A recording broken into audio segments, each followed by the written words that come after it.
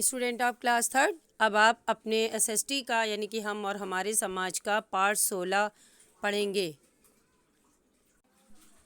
हाँ तो देखिए बच्चों, पार्ट 16 है आपका मानव सभ्यता का विकास। ठीक है, मानव सभ्यता का किस तरीके से विकास हुआ। जैसे कि आपने पहले पार्ट 15 में पढ़ा था कि अग्नि, कृषि और पहिए के आविष्कार के बाद जो था मानव सभ्यता के विकास में काफ़ी तेजी आने लगी।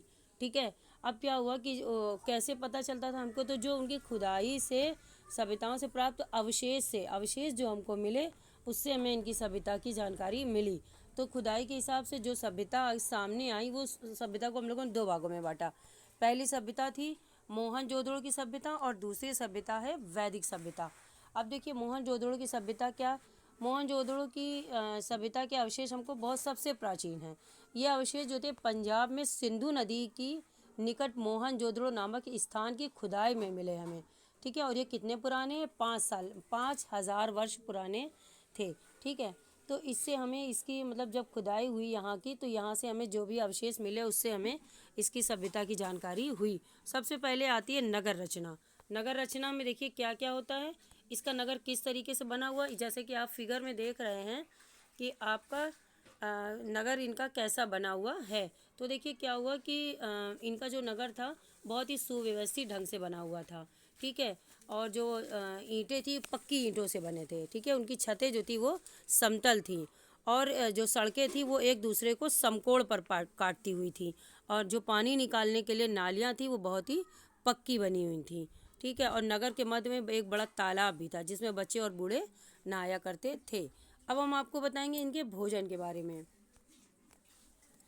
भोजन, मोहनजोदड़ो की सभ्यता के लोग भोजन तो हमारे ही जैसा करते थे, लेकिन ये लोग अपने भोजन में गेहूँ, चावल, जौ, फल, सब्जियां आदि खाते थे।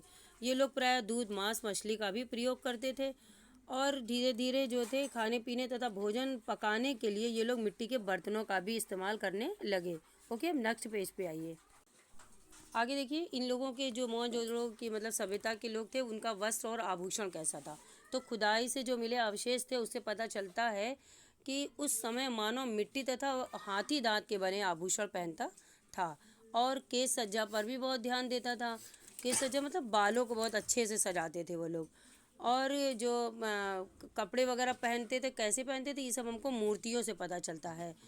तो स्त्री तथा पुरुष सभी धोती की तरह एक कपड़ा पहनते थे, और बाएं कंधे के ऊपर से दाएं हाथ के नीचे को एक दूसरा कपड़ा पहना जाता था जिसे उत्तरीय कहते हैं। देखिए बच्चों आप फिगर में, उत्तरीय, हाँ इसे उत्तरीय कहा जाता है। ठीक है, स्त्रियां अपने बालों में श्रृंगार करके पंखों जैसा कोई वस्तु का भी प्रयोग करती थी। अब देखिए इसे घरेलू सामान, घरेलू सामान में क्या होता है, घरेलू सामान में मोहनजोदड़ो की सभ्यता निवासी सब जो मतलब इनके घरेलू सामान थे वो लकड़ी की कुर्सियाँ और पलंग, सीकों के बने स्टूल, प्रकाश के लिए मोमबत्ती का प्रयोग करते थे। तो मोमबत्ती का जो दान होता था मोमबत्ती रखने वाला, वो मिट्टी का बना होता था, है ना। ये जैसे आप सामने फिगर में देख रहे हैं बने हुए, यही हैं। ठीक, अब देखिए खेल खिलौने, इनके खेल खिलौने कैसे थे। खेल खिलौने, खुदाई में मिट्टी के खिलौनों के अवशेष भी मिले हैं, जिससे पता चलता है कि बच्चे खिलौनों से खेलते थे और मिट्टी के खिलौने हुआ करते थे, और खाली समय में ये लोग जो शिकार भी करते थे और बैलों की लड़ाई भी देखते थे। यहाँ फिगर में देखिए आप, बैलों की लड़ाई हो रही है। ठीक है, अब देखिए व्यवसाय, वो लोग काम क्या करते थे। व्यवसाय, उनकी जो मतलब मेन व्यवसाय था वो खेती करना था, और पशु पक्षी भी पालते थे, और मिट्टी के खिलौने, हथियार और वस्त्र बनाने का भी कार्य करते थे। ठीक है बच्चों, आपका यहाँ से फर्स्ट टॉपिक खत्म होता है। अब हम आपको इसके नोट्स दिखाएंगे।